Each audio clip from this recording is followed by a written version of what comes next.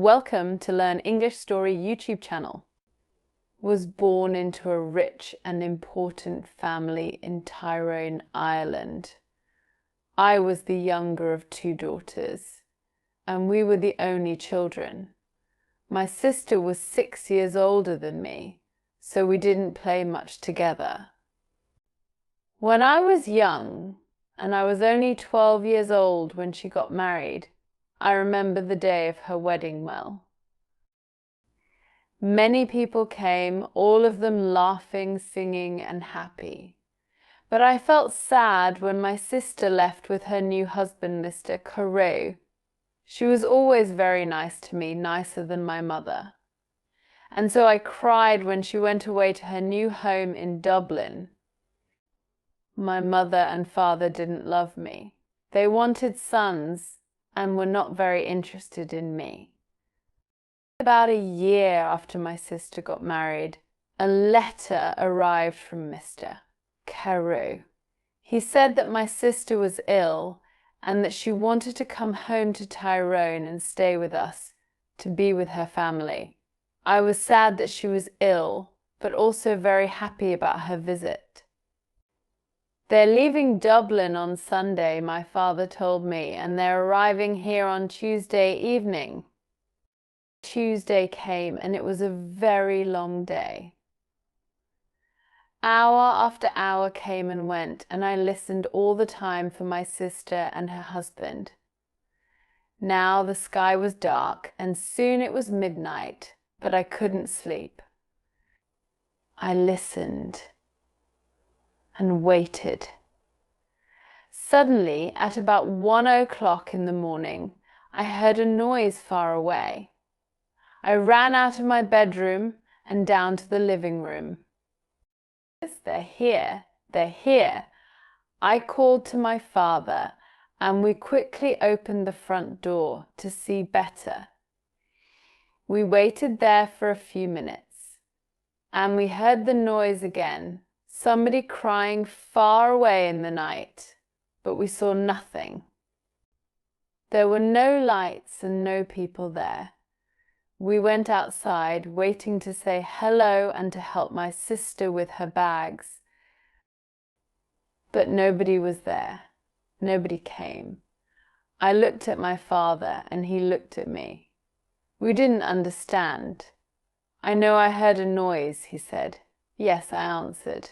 "I heard it too, father, but where are they?" We went back into the house without another word. We were suddenly afraid.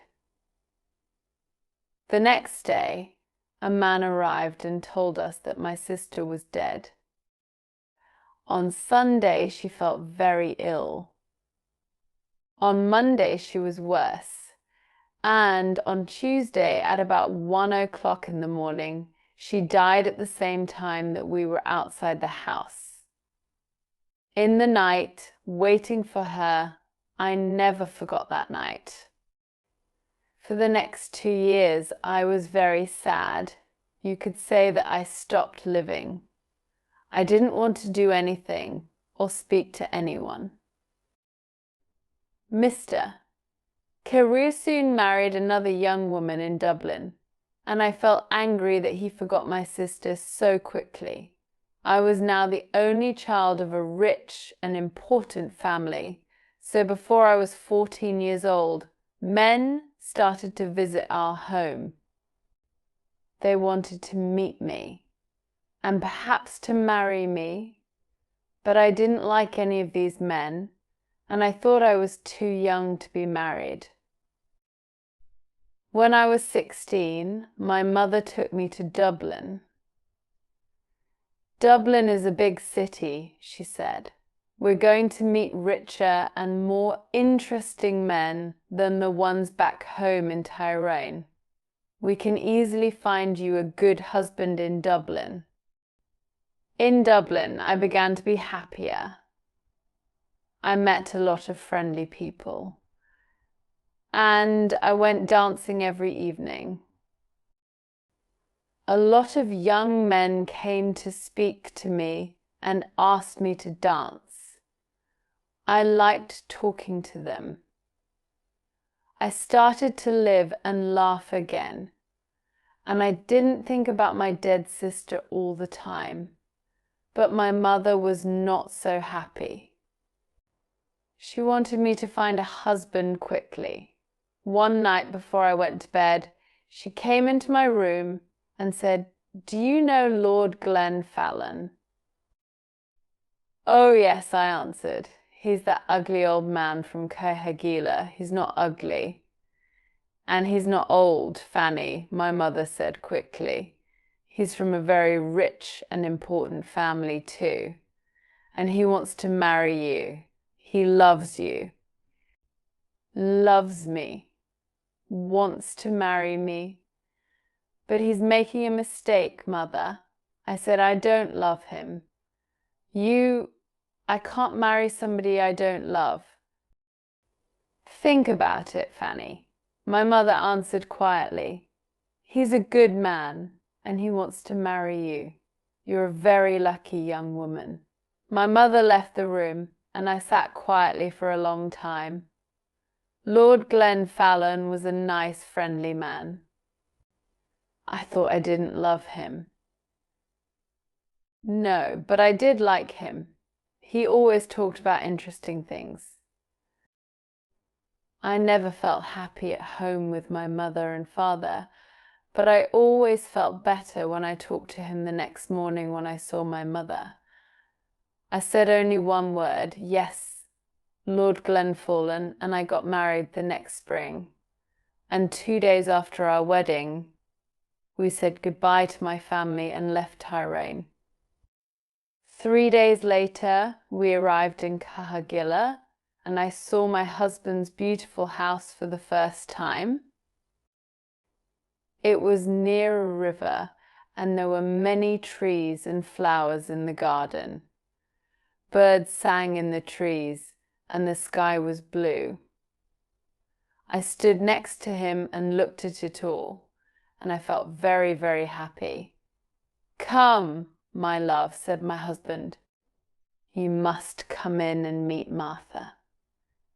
She cooks and cleans and knows everything about the house." So we went into the house, and I met Martha, a friendly old woman with smiling blue eyes. She showed me round the house. Suddenly I felt excited to be there. It was a very happy place. Women sang in the kitchen, men built fires in the living rooms, and there were dogs and cats everywhere. "Come with me now, madam," said Martha, "and look at your bedroom. Then we can take up your bags, and you can wash before dinner." I followed her, and soon we arrived at a big brown door. "This is your room," she said, and she opened the door. I stood and looked, suddenly cold with fear. In front of me stood something big and black. I didn't know what it was. I thought it was an old coat, but without anybody inside it. I jumped back quickly, very afraid, and moved away from the door. "Is something wrong, madam?" Martha asked me. "Nothing. Perhaps it's nothing," I answered quickly. "But I thought I saw something in there." I thought I saw a big black coat there. When you opened the door, Martha's face went white with fear. "What's wrong?"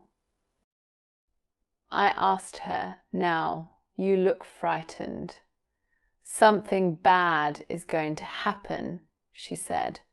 "When someone sees the black coat in this house, we know that something bad is going to happen soon to the Glenfallen family. I saw the black coat when I was a child, and the next morning old Lord Glenfallen died. Something bad is going to happen now, madam." "I know it." We went down to have dinner. I felt unhappy and afraid, but I didn't say anything to my husband about the black coat. I wanted to forget about it and be happy again. The next day, Lord Glenfallen and I went for a walk together to look around the house and gardens because I wanted to know my new home better. I like this house and all the people here, I said, and I'm happy to be here with you. It's much better than Tyrone. My husband was quiet for a long time. He walked with his head down, thinking. Then, suddenly, he turned to me, took my hand, and said, "Fanny, listen to me. Listen carefully. There's something I must ask you. Please, only go into the rooms in the front of the house. Never go into the rooms at the back of the building or into the little garden by the back door. Never. Do you understand me, Fanny?" His face was white and unhappy. I understood his words, but I didn't understand why he was suddenly a different man. Here at Kahagila, he never smiled or laughed anymore. Perhaps the back of the house was dangerous, I thought, but he didn't want to talk about it anymore. We went back to the house without speaking, and again I tried to forget his words and to be as happy as I was before. It was about a month later that I met the other woman for the first time. One day I wanted to go for a walk in the gardens. It was a beautiful day, and I ran up to my room after lunch to get my hat and coat. But when I opened the door of my room, there was a woman sitting near the fire. She was about 40 years old, and she wore a black coat. Her face was white, and when I looked closely, I saw that her eyes were white too. She was blind. "Madam," I said, "this is my room." "There is a mistake. Your room," she answered. "A mistake? No, I don't think so. I don't think there's a mistake. Where is Lord Glenfallen?" "Down in the living room," I said. "But who are you? And why are you here in my room?" "Tell Lord Glenfallen that I want him," was all she said. "I must tell you that I am Lady Glenfallen, and I want you to leave my room now." I said, "Lady Glenfallen, you are not, you are not." She cried and hit my face very hard. I cried out for help, and soon Lord Glenfallen arrived. I ran out of the room as he ran in, and I waited outside to listen at the door. I did not hear every word, but I knew that Lord Glenfallen was there. He was very angry, and the blind woman was very unhappy. When he came out, I asked him, "Who is that woman, and why is she in my bedroom?" But my husband didn't answer me. Again, his face was white with fear. His only words were, "Forget her." But I did not forget her. And every day it was more and more difficult to talk to my husband. He was always quiet now, always sad and afraid. He sat for hours looking into the fire with his unhappy eyes, but I didn't know why, and he didn't want to tell me. One morning after breakfast, Lord Glenfallen suddenly said, "I have the answer. We must go away to another country, to France or Spain, perhaps." "What do you think, Fanny?" He didn't wait for my answer, but left the room very quickly. I sat and thought for a long time. Why must we leave Kahagila? I didn't understand, and I didn't want to go too far away from my mother and father in Tyrone. They were old now, and my father was sometimes ill. They didn't love me very much, but I wanted to be near them. I thought about it all day, and I didn't know what to say to my husband when he arrived back in the evening and came in to dinner. I said nothing. After dinner, I was very tired and I went up to my bedroom early. I wanted to have a good night's sleep and think about it all again the next day. I closed my eyes and went to sleep. But I did not sleep well because I dreamed of the black coat. Suddenly I woke up. Everything was dark and very quiet, but somebody was at the end of my bed. There was a hand with a light, and behind the light was the blind woman. She had a knife in her other hand. I tried to get out of bed and run to the door, but she stopped me. "If you want to live, don't move," she said. "Tell me one thing. Did Lord Glenfullen marry you?" "Yes, he did," I answered. "He married me in front of 100 people." "Well, that's sad," she said, "because I don't think he told you that he had a wife." I am his wife, not you, young woman. You must leave this house tomorrow, because if you stay here, you see this knife. I am going to kill you with it." Then she left the room without a sound. I didn't sleep again that night. When morning came, I told my husband everything. "Who is the blind woman?" I asked him. "She told me last night that she is your wife, that I am not your wife." "Did you go into the rooms at the back of the house?" asked my husband angrily. "I told you that you must never go there." "But I didn't," I answered. "I was in my bed all night." She came to me. "Please tell me what is happening." My husband's face was white again, and he didn't speak for a long time. Then he said, "No, she is not my wife. You are. Don't listen to her. She doesn't know what she is saying." And he left the room. I ran to find Martha. I didn't like this house anymore. My husband was a difficult man, and I didn't understand him. Who was the blind woman? I wanted to know everything. "Don't cry, madam," said Martha when I found her. "Sit down and listen to me. What I am going to tell you is not very nice. The blind woman, the woman in the black coat, is dead. You saw her ghost. She was married to your husband, and she was Lady Glenfullen. Nobody knows how she died. Her bedroom was at the back of the house.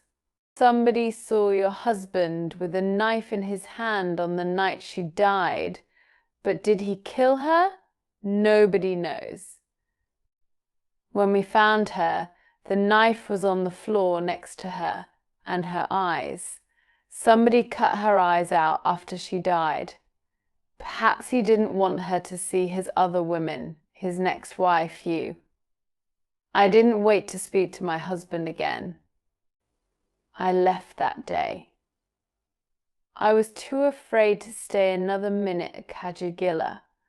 I knew that the blind woman was going to come back again and kill me. I said goodbye to Martha, took my bags and told my driver to take me back to Tyrone. I am happy living here with my mother and father now. The house is quiet, I sleep well each night, and they are friendlier to me than they were before. Sometimes my dead sister visits me at night, but I am never afraid. She tells me that the blind woman is trying to find me at Kahagila, and that she wants to kill me. She is jealous of me, but she can never find me there. She must wait for the next Lady Glenfullen. The voiceover in this video is given by English.